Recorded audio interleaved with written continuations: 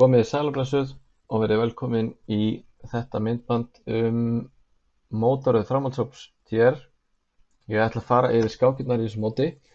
Miðvikudagsmót framhaldshóps og mótið er rétt í þessu að byrja og við erum með mér sýnist 15 keppendur. Stigahæstur í dag er Ingvar Vú Skarphéðinsson með 1737 stig, næstur er Benedikt Þórisson, svo Birgir Hallmundsson, Iðunn Helgadóttir, Kristján Ingi Smárason sem teflir sem gestur í mótinu, allavega frá Þýskalandi. Við höfum leyft ýmsum gestum að vera með í mótinu, en þeir sem eru skráðir í framhaldshóp TR, þeir safna sér stigum eftir því hvað röð þeir eru og þá teljum við þessa gesti ekkert með, þannig að þeir skipta í rauninni engu máli. Það eru 10 stig fyrir þann sem er efstur og þeim sem eru í framhaldshóp, 9 stig fyrir annarsætið og svo framvegis. Og stigin telja síðan í útreikningum á mótaröðinni þegar henni lýkur. Svo sjáum við hérna Markus Orra með 1265, Arnar Valsson 1212 og svo er það Jón Louis, Jón Björn, Bjartur Þórisson, Kjartan Halldór, Ásgeir Valur, Jón Markus Torfason, Svavar Óli og svo er hann Felix líka með. En hér hefur einhver laumað sér í mótið sem á ekki að vera með og ég veit ekki alveg hvað þetta er, en við erum ekkert að skipta okkur á honum. Sýnist að vera allavega frá Botswana og ef að Tafélag Reykjavíkur hefur fengið liðsmenn frá Botswana þá fögnum við því, allir með, það er slagorðið, við erum ein fjölskylda. En við skulum kíkja á skákirnar. Hér er á fyrsta borði Ingvar Vú Skarphéðinsson með svart á móti Jóni Louis. Og þeir hafa telt hérna franska vörn og það er Jón Louis sem teflir hérna tarraðsatriðið með riddari D2 og það riddarinn á E2. Hér er kannski algengar að leika peðinu á C3 og halda miðborðinu svona samhangandi. Jón Louis valdar þetta svona og Ingvar setur pressu og tekur E5 peði í staðinn og vinnur svo C5 peði og er það peði yfir. Kannski var einhver möguleiki að hoppa hingað og setja pressu hér mögulega. Samt Ingvar hefði kannski átt E5 bara stuttrókun og mér sýnist Ingvar standa betur, hann er með biskop á parið og er peði yfir. Jón Louis kannski með einhverja blokkeringu svona á svörtu riddarnum, kannski ætti að blokkara hér eitthvað en hann hörfar með riddarann og þá getur Ingvar nýtt sér peða miðborðið, brunað af stað með peðin en hann er á höttunum eftir öðru peði og við skulum kíkja þetta betur á eftir. Við skulum kíkja fleiri skákir. Benni Þóris er að tefla á móti Jóni Birni og þeir hafa telt hérna sýnist mér skoska bragðið eða skoska leikinn, Benni að tefla og Jón Björn drepur á D4. Hérna er ekki gott að drepa á D4, annarkvort betra að leika biskup C5 eða riddari F6, það eru algengustu leikirnir. Leið og svartur tekur hér þá er hann að gefa svolítið eftir töku á miðborðinu og það er erfitt að reka drottningunni í burtu þó hún sé út á miðborði. Jón Björn reynir sitt besta að hóta henni svona. Hér tekur Benni peð, hefði kannski geta fengið eitthvað meira með drottning D5 með tvöfaldri hótun. Hugsanlega, ég sé ekki alveg hvernig svartur getur varist því, kannski drottning F6, hótar eftir peðinu. Hugsanlega, en hann velur traustari möguleikann að taka bara peð og er það einu peði yfir. Hér tekur Jón Björn peði tilbaka en tapar við það manni vegna þess að biskup hans er leppur. Og þarna hefur verið gott að vera búin að hrókara að hann gera það núna og leikur svo hrókur E8 er Jón Björn að koma með, eins og við segjum stundum, króka móti bragði. Mögulega Benni skákar, kóngurinn fer á B8. Hvernig valdar Benni hennar riddar? Það er ekki hægt að leika F3 peði leppur. Ef hann leikur biskup D3 þá getur kannski Jón Björn leikið Davíð 5. Og að því að riddarinn er leppur hér og hrókurinn er í uppnámi þá er hugsanlegt að hvítur sé að lenda í vandræðum með þetta. Svo biskup G5, riddari drepur E4 og svartur er svona búin að, hugsanlega bara jafnvel kannski. Þannig að þetta, ef þetta gengur upp hjá Jóni Birni þá er þetta mjög vel gert hjá honum. Vandamál vel leyst.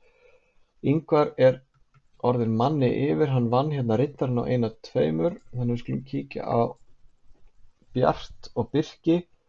Þeir hafa telt einhvers konar aljekinsvörn með E6, þetta er nú ekki Ekki góð útgáfa hjá svörtum vegna þess að hvítur getur leikið núna E5 eða biskup Davíð 3 en bjartur leikur biskup D2 og tapar E4 peðinu.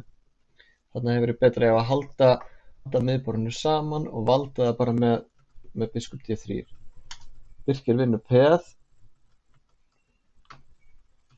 og hvað gerist svo? Það er nú samt, já, hann þarf að hörfa með riddarann. Þarna hefur kannski verið gott að reynda kannski valda þennan riddara fyrst en koma öllum mönnunum í sóknina sem fyrst. Þetta er góður leikur hjá Birki sýnist mér. Hann léttir á stöðunni sem er gott fyrir þann sem er liði yfir. Vinnur 1 peð til viðbótar en kannski smá græðgi eða hvað. Nei, hann bjargar þessu hér og kemur riddarinn út. Tapar peðin á E6. Nú er þetta sem sagt þannig að hvítur er peði undir og svartur að vinna peð til viðbótar og þá kannski þetta peð líka. Birkir þarf aðeins að passa sig á að Bjartur komist ekki í sókn eftir G-línunni með hrókur G1 en mér sýnist hann nú alveg geta tekið, hann léttir á stöðunni, tekur biskupinn og svo geta hann leikið kannski hrókur Davíð 2. Nei, hann tekur peð á F3. Ef að Bjartur leikur hrókur Gunnar 1 og hótar þessu, þá er hægt að leika hrókur D7 og valda allt. Og nú sýnist mér Birkir geta tekið peðið hérna. Þetta er unnið hróksæðantafl fyrir svartan. Á meðan þá er Benedikt búinn að vinna sína skák gegn Jóni Birni og við skulum sjá hvað gerðist vegna þess að mér sýndist Jón Birn vera já, hann hefur drepið hér og þá tapa skiptamun hérna. Þetta hefur verið betra líklega að taka bara með riddarana eins og vorum að tala og svartur er í ágætum málum. Hérna verður Jón Björn sko að taka biskupinn en hann tekur hér og þá er hann bara hrók undir og tapar manni í kjölfarið. Þannig að Benni vann þetta. Hér er Ingvar að vinna og við skulum sjá fleiri skákir. Við höfum að missa aðeins tökin á öllum skákunum. Hér eru að tefla Ásgeir Valur og Kristján Ingi og það er einhvers konar sikilega vörn, reka afbrigði. Svartur peði yfir og léttir á stöðunni hérna. Ásgeir með smá pressu og hér vinnur hann skiptamun, já, einmitt. Hér hefði nú líklega Kristján Ingi átt að taka hér og leyfa hvítum að taka tilbaka og vera þá peður í endurtefli en hann gefur skiptamun og þá er nú staðan líklega mjög vænleg fyrir hvítan en hér leikur hvítur A4 í staðinn fyrir að taka peðið og vera með unnið endurtafl og þetta gefur svörtum tækifæri að vinna hrók og ekki nóg með það heldur er svartur líka með fullkomna kóngstöðu og fríða á C-línunni þannig að svartur ætti að vinna þetta. Smá yfirsjón þarna hjá hvítum. Kíkjum á Markus Orra og Jón Markus og þeirri skák er akkurat í þessum töluorðum að ljúka. Markus Orri vinnur, þetta var spænskur leikur, nokkuð hefðbundið. Bara mjög vel telt hjá báðum sýnist mér. Mjög vel telt hjá báðum, bara loku staða og þannig sé svona jafnteflisleg. En Markus vinnur hérna 1 peð. Kannski að Jón Markus geta haldið valda á þessu, haldið þessu saman. Vegna þess að svartur getur alveg verið með pressa eftir B-línunni ef hann er að leika hrók og B8 og drepa hérna. Það er smá hótuna því að hrókurinn er í uppnáð á B2. Hér hörfar Markus og kemur, já ég skil, já, einmitt. Kom skák hérna og þá verður Jóni Markusi á yfirsjón og tekur riddarinn á F5.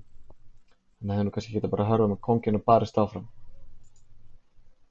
Þá er sem sagt að fyrstu umferð að ljúka í þessum töluorðum. Kristján Ingi er að innsigla sigurinn sinn í sinni skák á móti Ásgeiri. Þetta er síðast skákinn það klárast í fyrstu umferð og þá fyrir við beint í aðra umferð að þessari skák lokinni.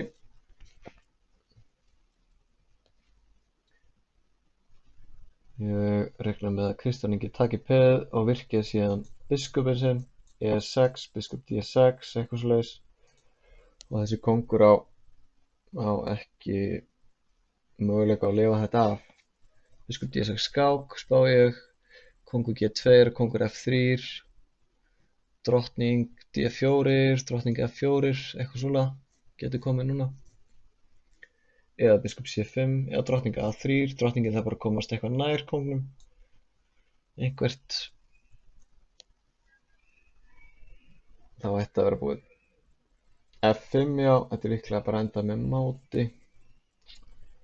Drepur, hér, eða kóngur F7, eitthvað slags.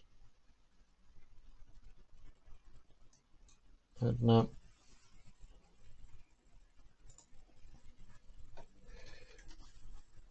Og svartur vinnur þetta. Það er spurning hverju mætast síðan í annarri umferð. Hérna sjáum við stöðuna. Og þarna sjáum við að Ingvar, Benedikt, Birkir, Iðunn, Markus Orri, Arnar og Felix eru öll með 1 vinning og Kristján Ingi bætist í þann hóp núna og þau mætast þá innbyrðis í annarri umferð sem er að hefjast. Hvað og hverju, þá fáum við skákirnar upp. Önnur umferð 6 og hún er komin hér og á fyrsta borði það eru þá Ingvar Vú með hvítt á móti Kristján Inga. 1-4 Sirius 5, það er sikilega vörn með D6 og Ingvar leikur þá kannski D4, nei hann skákar á B5, það er svona traustara afbrigði, stöðulegra heldur en opin sikilega vörn með D4, hann getur ennþá leikið D4, hann hrókar á stutt. Kristján leikur riddari C6, þá kemur riddari C3, riddari F6, leikur Ingvar D3, þetta er frekar rólegt hjá hvítum, G6, þetta var nú sést áður, biskup G7 væntanlega, D2, þá kannski stutt hrókun, H6, eitthvað svoleiðis. Svartur reynir ofta að sækja á drottningagangnum og hróka B8, B5, B4, þannig að hvítur reynir að gera eitthvað á kóngsvagnum, kannski geta hann leikið H2, riddari H3, riddari H2, þá F4, F5, það er ein leið til að tefla svona. Kíkjum á annað borð og þar er Markus Orri með hvítt á móti Benedikt og Benedikt hefur telt hérna hollenska vörn, Benedikt er greinilega í baráttu gírnum, hollensk vörn er svona ber þess merki að svartur sé að tefla til vinnings og Markus teflur þetta mjög skynsaman hátt og þetta verður eins og hálfgerð nims og indisk vörn. Benedikt skafsetur biskupinn sinn og er með mjög sterkan biskup eins og við sjáum þetta á lönguskálinni. Hér tapar Markus Orri 2 tempóum, hann er óþarfi í svona stöðu. Barátta snýst svolítið mikið E4 reitin, og í svona stöðum er eiginlega 2 plön fyrir hvítan, annars vegar að valda E4 reitin með riddari D2 og leika þá kannski F3 og E4 sjálfur, eða þá að reyna að sprengja upp peðastöðu svarts með því að leika D5. Kannski er það góð leikur í þessar stöðu, ég veit það ekki, en það er svona típisku leikur í svipuðum stöðum að því ef svartur drepur þá er oft hægt að vinna F5 peðið tilbaka og kannski fórna peðið til að opna línur. En ég hugsa að ég myndi leika riddari D2 og F3 og valda E4 reitin. Það er svo vont að bæði að tapa tíma að fara með samanni fram og tilbaka og líka gefa svörtum tök á reitnum og líka missa biskupinn. En núna fær Benni svona frjálsar hendur á kóngsvagnum. Við sjáum Benni með hálf opna F-línu, hann getur tvöfaldar hrókun á F-línunni, hann getur sem sagt sveifla hróknum hérna yfir, tvöfaldað og mennirnir hjá hvítum eru svolítið útilokaðir frá átökunum. Það væri mjög gott fyrir Markus að reyna að losa sig og fá aukið rými, kannski með að leika F3 einhvern tímann og reyna svolítið að fá meira pláss, þannig að kóngurinn hans verði ekki kaffarður á kóngsvagnum. Við sjáum að Benni geti kannski leikið biskup C8, biskup H3, það er ein hugmynd, svona sem þetta eftir í hug, eða biskup C8, biskup G4 og smelt biskupnum á F3. Nú verður kóngstaðan hjá hvítum mjög gloppótt, ég spái biskup C8 núna á Benna. Biskup C8 einmitt og þá var biskupinn á leiðinni á einhvern af þessum 3 reitum. Þeir eru allir mjög góðir fyrir biskupinn. Þannig ég held að Markus gæti þurft að leika riddari D2, en þetta er orðið mjög erfitt fyrir hann að verjast. Við sjáum kannski á eftir betur hvernig hann gengur að verjast þessu. Birkir er að tefla við Arnar Valsson. Birkir er með hvítt og mér sýnist Arnar var að skipta minn yfir. Hvernig gerðist það? Þetta var rétt í byrjun eða kóngsundir Skárás. Mjög eðlileg og hér fórnaði bara Birkir manni fyrir óljósa bætur. Betra hefði nú verið líklega bara að taka þetta með peði og reyna síðan að koma riddaranum út einhvert. En já, og Arnar fórnaði manni tilbaka. Hér hefur verið bara fínt hrókar stutt og svartur er kallið yfir. En Arnar fær skiptamun í staðinn og hvítur er alveg inn í baráttunni vegna þess að nú er hvítur komið með mjög sterka riddara og er með fínan biskup og eina sem hvítur þarf að gera er að nýta drottninguna og hrókið með í sókni. Hrókurinn getur komið á E1 og drottningin er að pressa hérna á G7. Hvítur þarf bara að forðast uppskipt á drottningum. Hann ætti núna sennilega bara að bakka með drottninguna og halda pressunni. Ekki fara í uppskipt á drottningum núna. Halda möguleikunum. Sjáum betur á eftir hvað gerist hér. Sjáum aðeins eftir hvað er að gerast á fyrsta borðinu hjá Ingvari og Kristján Inga. Það er allt í járnum. Ég myndi halda að þetta væri nokkuð jöfn staða. Ingvar er að segja kóngsvagninum, Kristján á drottningavagninum.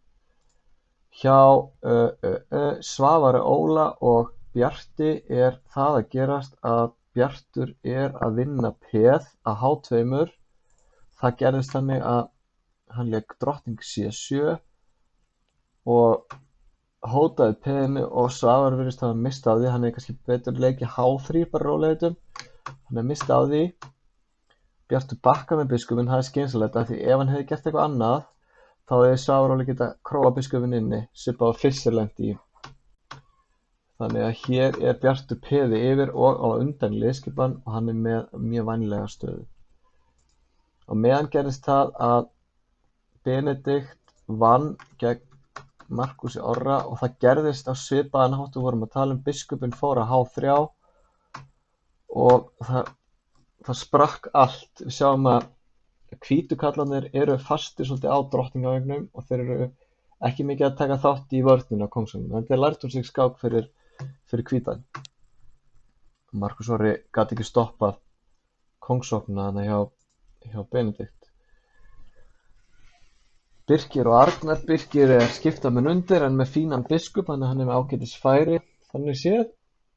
Svavar Óli er að verjast gegn Bjarti og á meðan er Kjartan Halldór að tefla við laumufarþegann sem laumaðist inn í móti. Ég skil ekki hvernig þetta gerst. Ég þarf eitthvað að taka þetta til skoðunar.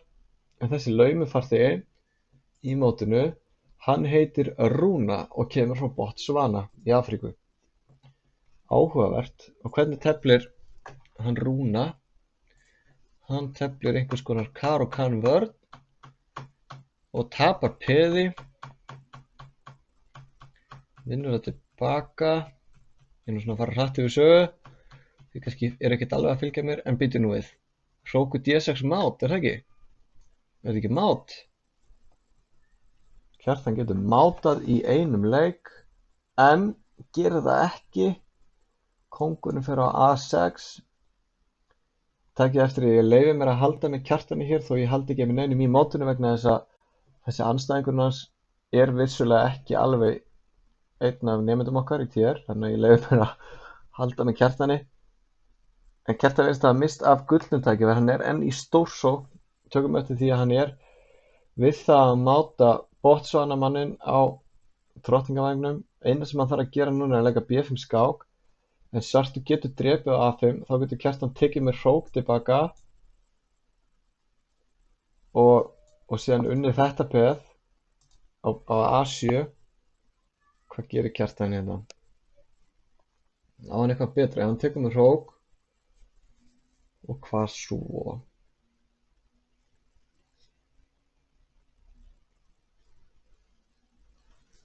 Það er sól úti eins og þið sjáið, þannig að ég fer bara í smá sólbað á meðan. Kjartan er að reyna að máta hann. Já, nú er Kjartan alveg að fara að máta. Ég finn það á mér, en hvernig gerir hann það? Jú, riddari A4, kóngur C6, hrókur C5, er ekki mát? Riddari A4, nei, hann vinnur hrók í staðinn. Við sjáum að riddarinn var leppur hérna. Þannig að gat mátað aftur hér, hafa mát. En Kjartan vinnur þetta. Ég er alveg sannfærður um það. B5, Hrókur C7 mót. Og Botswana maðurinn er alveg að falla tíma. Ef einhver getur útskýrt fyrir mér hvernig þessi rúna frá Botswana í Afríku komst inn í TR-mótið, þá væri gaman að fá útskýringu á því. En á meðan þá hefur Arnar unnið Birki, Ingvar Wu og Kristján Ingi eru enn að tefla og staðan er enn bara alveg í járnum með mjög spennandi skák og vel teflt hjá báðum virðist vera. Kristján Ingi með verri tíma, það gæti reynst dýrkeypt og nú er Ingvar kominn í stórsókn á kóngsvagnum og hótar að leika riddara Gunnar 5. Þetta er góður leikur hjá Kristjáni, hann getur barist með drottning G7 í versta falli. Þetta er mjög óþægilegt fyrir svarta vegna þess að hvítur er farinn að hóta kannski að hoppa með riddara hér og hóta að taka hérna. Nú held ég að Ingvar geti tekið hér og hóta drottningunni og ef drottningin fer eitthvað og kemur hinriddarinn í kjölfarið. Það gæti líka hugsanlega verið hægt að koma með línurof hérna á 7. Ef riddarinn drepur að taka þá á H7, kóngur F8, riddarinn drepur E6 við drottninguna. Sýnist mér. Finnur Ingvar línurofið? Nei, hann velur öruggari leik, það er að hóta E6-peðinu. Kristján Ingi leitar eftir uppskiptum, það er sennilega skynsamlegt, hann er í nauðvörn. Ef Ingvar drepur þá getur hann unnið peð með skák. En það eru bara eitt peð og Kristján Ingi er með nokkuð virkamenn hérna meðan. Með nokkuð virkamenn, nú getur Kristján Ingi tekið á F2, nei, femur hókinn á A1. Hrókur finnur 1 tilbaka á meðan á þessu stendur þá er þetta er síðasta skákin sem er eftir. Ég náði ekki alveg að fara yfir alla, ég fer yfir fleiri á eftir bara og mér sýnist Ingvar að vera að vinna Hrók og hann er þá örugglega innsigla sigurinn í þessari skák og er það með 2 vinninga 2. Og ég ætla að stoppa hér og halda áfram í öðrum hluta, 3. umferð, kemur á eftir.